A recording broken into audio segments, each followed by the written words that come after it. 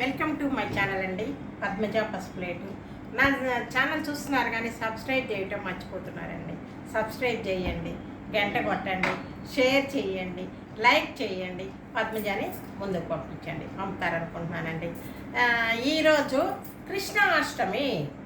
కృష్ణాష్టమి శుభాకాంక్షలు అందరికీ. ఎవరికి? నా సబ్స్క్రైబర్స్కి, నా వ్యూవర్స్కి అందరికీ కృష్ణాష్టమి శుభాకాంక్షలు. కృష్ణుని పూజ, కృష్ణునికి ఇష్టమైనది తులసిమాల వేసి దేవునికి కృష్ణుని పూజించండి. ఎందుకంటే కృష్ణుడు రుక్మిణి యశోద, రుక్మిణి సత్యభామ అన్నట్లు. సత్యభామ కృష్ణుడిని వేలం వేసినప్పుడు ఎన్నో నగలు తెచ్చి వేస్తుందండి తూకంలో, కానీ కృష్ణుడు తూగడు. అదే రుక్మిణి వచ్చి ఒక్క తులసిమాల పెడితే కృష్ణుడు తూగాడండి.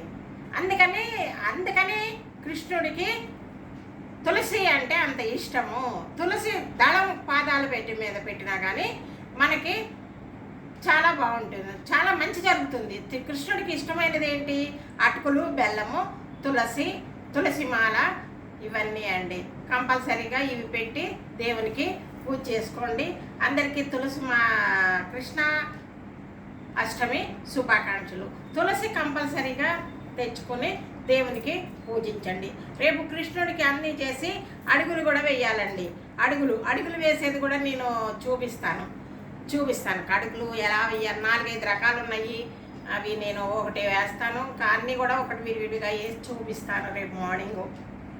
అదే ఈరోజు పూజ చేసుకున్నాక కృష్ణాష్టమి శుభాకాంక్షలని చెప్దామనుకుంటున్నానండి. ఇదేనండి నా వీడియో. నమస్తే అండి. సర్వే జన సుఖినో భవంతు. ఇంకొక మంచి వీడియోతో మీ ముందుకు వస్తాం. బాయ్.